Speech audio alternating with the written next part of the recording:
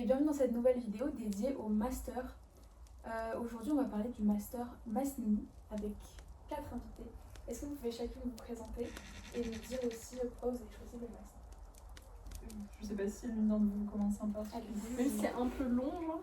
Il y a un background. Ah, je commence du coup, ok. Vas-y, Je m'appelle Jasmine Chayev. Avant, j'étais en LEA anglais-japonais. Et déjà, je vais le dire tout de suite, Masni, c'était pas mon premier choix. Donc en fait, j'ai rebifurqué. Donc, je suis allée à l'IAE d'Aix. C'est une école de commerce public, en fait.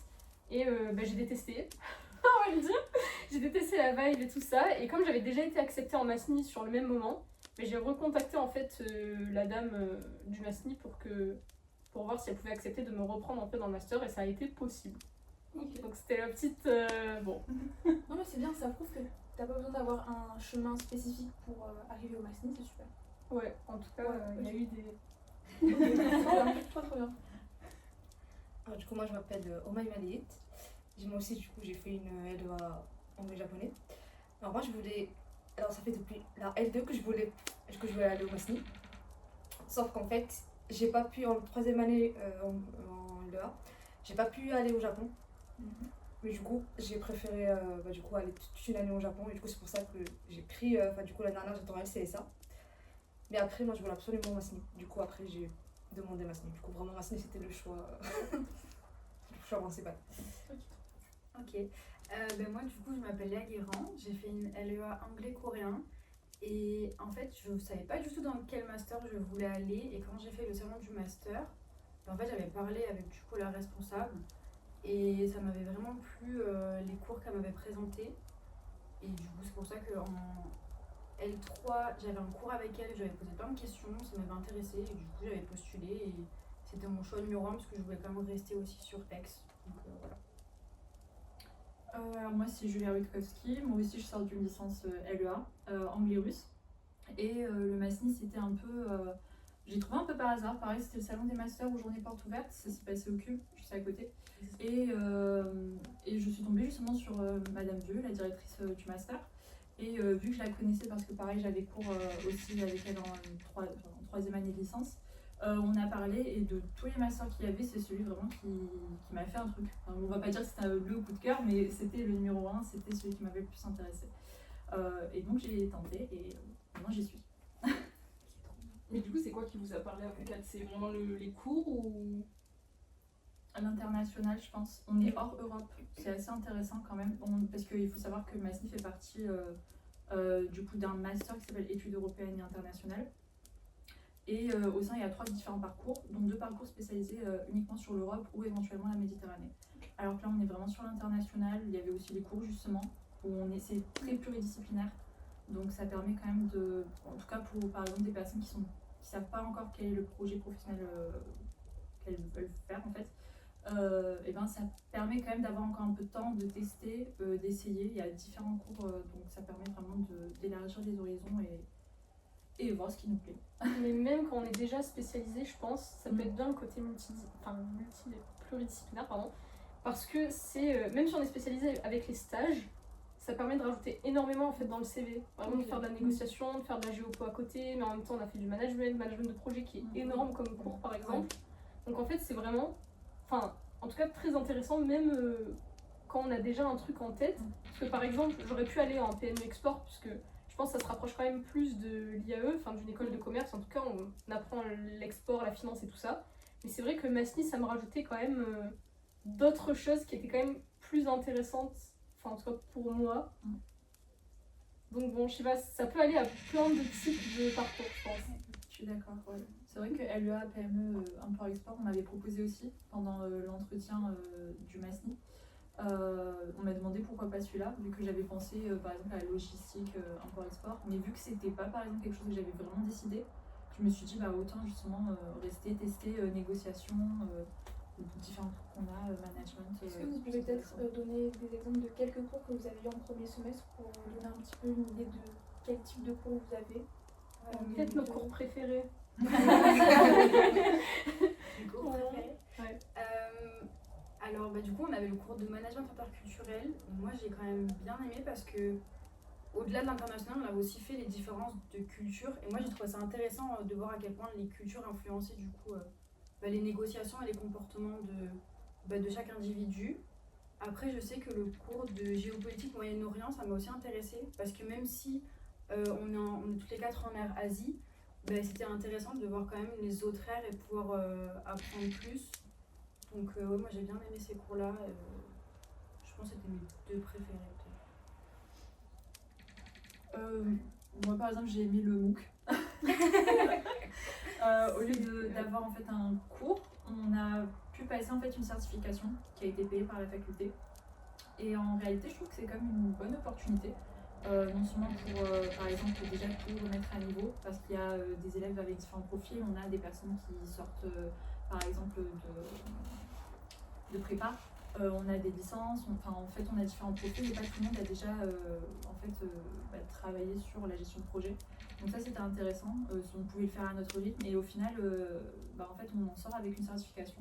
Aujourd'hui les certifications je pense que surtout quand par exemple on n'a pas énormément d'expérience, ça permet quand même d'avoir un truc en plus sur le CV, sur LinkedIn ou autre. Après oui tout ce qui était management interculturel, stratégique, géopolitique, parce que justement il y avait plusieurs aires, ça c'était intéressant. Et c'est quoi du coup comme certif que vous passez? C'était le MOOC gestion de projet. Donc il y avait un tronc commun où en fait tout le monde avait à peu près les mêmes bases et par la suite il y avait des bonus, des certifications bonus et donc des spécialisations. Okay. Donc ça c'était intéressant je trouve. T'avais des vidéos, des petits exercices, puis après les examens sur l'ordi en fait, à faire toutes les semaines. Ok. Et du coup c'est sur la gestion de projet? Oui c'est ça. Ok. Et en gros vous êtes certifié pro de la gestion C'est ça, en gros, ouais. Ok. On avait un cours en présentiel aussi du coup et ça reliait en fait, elle avait fait un peu basé sur le MOOC et c'était cool parce que du coup on avait les vidéos un peu théoriques et on a aussi du coup la prof qui nous les expliquait un peu plus en détail et ce semestre on a le cours plus pratique où on met en place un projet donc à la fac, donc vraiment c'est vraiment de la continuité donc ça c'est bien j'ai trouvé. Ok, stylé. Oui, justement, je vais rebondir sur ça. Perso, je pense que mon cours préféré c'est gestion de projet, mais de ce semestre, mes élèves Oui, semestre. c'est vrai. Parce que justement ça met en œuvre tout ce qu'on a appris on va dire dans le premier semestre parce que on a vu beaucoup de théories, d'outils en fait pour gérer un projet et tout ça et là on nous dit écoutez vous avez les outils maintenant vous devez créer un projet dans la fac donc tout le monde a fait des sortes d'événements j'ai l'impression que tout le monde a choisi l'événement en tant que projet mais j'ai trouvé ça trop intéressant parce qu'en fait ça nous fait tellement mettre les mains dans le cambouis et utiliser justement tous ces outils qu'on peut vraiment dire ok en fait je peux les utiliser. Là, je vais être en entreprise, oui, j'ai peut-être étudié c'est quoi un Gantt ou je sais pas quoi là, mais là, je l'ai vraiment utilisé, j'ai utilisé vraiment l'outil à proprement parler, et juste c'est super fun d'avoir enfin un cours qui nous fait utiliser ça, alors que souvent, en LEA, je trouve en licence, c'est beaucoup du par cœur, de l'examen papier, il y a moins ce côté, ouais, c'est ça en fait. Voilà. Et toi, ton préféré? Du coup, c'est comme Léa. Et je rajoute aussi du coup géopolitique Amérique latine. Parce que je connaissais rien du tout. C'était le gros C'était vraiment très très intéressant. En plus, du coup, le prof, franchement, il est incroyable. Et franchement, le cours, il arrive à dire son cours d'une manière très proche. On dirait une histoire. Vraiment, Il n'a pas de feuilles, il n'a pas de diapo, il nous raconte l'histoire. Du coup, comme ça, c'est très bien. Après, du coup, le management interculturel aussi, c'est bien. Du coup, parce que en fait, généralement, on est du coup au Japon. On sait plein de trucs sur le Japon, la culture et tout, mais après, d'autres cultures, on ne sait pas vraiment. Amérique latine et Moyen-Orient, c'était découverte totale. C'est ça, donc pour une fois, du coup, on est plus ouvert. Ah oui, je vais rajouter un truc, une matière que j'avais oubliée. Anglais de négociation. Oui. Non, parce qu'il y a beaucoup de choses à dire dessus, parce Moi, que... c'est mon trauma. Oui, bon. Il faut être extraverti. Ouais, c'est ça. Mais c'est vrai qu'en LEA, moi c'est ça qui m'a traumatisée en LEA, c'est qu'on a plein de cours de grammaire, de traduction. Oui. Même si j'ai un super bon TOEFL et que je suis super forte en anglais, je m'en fiche, je le dis, j'avais 8 de moyenne pendant tous mes semestres, alors que ça représentait pas mon niveau d'anglais en Le fait. problème en LC aussi, c'était vraiment, c'est pas de l'anglais de tous les jours, c'était vraiment un anglais linguistique, un anglais grammaire. C'est ça. Et donc t'avais beau être bon en fait, si tu comprenais pas le concept et les théories, c'était vite aussi quoi. Mais justement là, putain c'était enfin utilisable. Donc en fait on apprend ce que c'est de négocier, donc dans plusieurs types d'environnements, mais on utilise en fait l'anglais et donc c'est beaucoup de... on parle tout le temps en anglais pendant les 2 heures de cours Et après, du coup, on fait des petites présentations, des trucs et tout. Et je le trouve incroyable. Ce cours est tellement interactif. Ça m'a fait trop du bien d'avoir enfin un cours d'anglais bien Oui, à la fac. C'est vrai que 3 ans sans parler anglais, c'est Mais c'est ça, en fait. incroyable. En fait, je pense que parce qu'on est dans toutes les 4 de LEA, et je pense qu'on a tous eu le même ressenti des cours d'anglais en LEA, c'était limite la matière qui nous plombait notre moyenne. Alors que Ouais, l'anglais, on c'est- arrive tous en LEA, limite bilingue quoi. Et en fait, quand on arrivait et qu'on voyait les cours d'anglais, moi je sais que c'était les cours que je détestais le plus en LEA. Et en fait, là en Masni, c'est vraiment. On utilise vraiment de l'anglais et on utilise en plus adapté à la négociation. On apprend du vocabulaire qu'on n'avait pas forcément. On apprend des tactiques aussi avec le prof, il nous interroge souvent. Donc c'est vrai que pour le coup, ce cours, il nous aide vraiment à améliorer notre anglais. En fait, c'est plutôt un master de ce que vous dites qui incorpore pas mal de pratiques. Oui, Vous avez à la fois la théorie et beaucoup de pratiques. c'est ça. Donc c'est bon, en fait c'est bon à savoir pour les différentes personnes qui sont intéressées. Parce que je sais qu'il y a des gens qui sont beaucoup plus intéressés par la théorie, d'autres qui ne peuvent faire un master que s'il y a de la pratique. Et Il y a donc beaucoup j'aime bien les d'oraux, deux. Oui, Il y a beaucoup d'oraux, de simulation, de assimiler, négociation, de travaux de groupe, Oui. de dossiers à rendre. Donc, Après, il y a un côté négatif à ça. En tout cas, moi, je l'ai mal vécu au semestre 1, on va dire, c'est le mélange des deux. ouais, Là, oui. semestre 2, c'est plus facile puisque c'est presque, littéralement que du projet. Donc on a tous les cours qu'on a, c'est que du projet donc, ou des dossiers à faire en fait. Mais le semestre 1, devoir apprendre par cœur des cours donc, de droit de l'Union Européenne qui est assez difficile. Géopo, pas forcément notaire, donc c'est quand même beaucoup Oui, de notions ouais. en fait. Et en même temps se dire ok j'ai 10 euros à travailler et le projet à écrire et puis le dossier et tout. Du coup gérer les deux, personnellement je trouvais ça un peu complexe. Mais bon comme c'est qu'un semestre, Là, ce semestre, ça se gère. Hein. on n'a pas d'examen sur table en soi, donc Ouais. ça, c'est bien dans le sens où du coup ça nous permet vraiment de travailler sur les dossiers C'est et ça. on a limite pas de théorie du tout. Donc ça c'est bien, du coup ça nous permet vraiment de pratiquer. Et je sais que pour les personnes qui partent en mobilité aussi, du coup ça leur permet de pratiquer maintenant, puisque le semestre prochain, il y en a qui seront pas là, et après il y a le stage, donc c'est vraiment bien parce qu'en un an on a pu allier donc, la théorie et la pratique. Donc ça c'est bien. Et du coup, en projet, vous faites quoi comme projet? C'est libre ou c'est prédéfini? Ça dépend des matières je pense. Ok. Et vous avez eu quoi par exemple? Par exemple, en gestion de projet, c'était un peu, on va dire, au choix. Après, il fallait que ça soit quand même accepté par l'enseignant, mais on a pu choisir. Après, il y a d'autres. C'est des projets quand même un peu définis. Par exemple, en anglais de négociation, on doit organiser justement une négociation, mais sur un conflit actuel en cours. Donc il y a quand même des bases, des définitions. C'est assez défini justement, mais on reste quand même assez libre.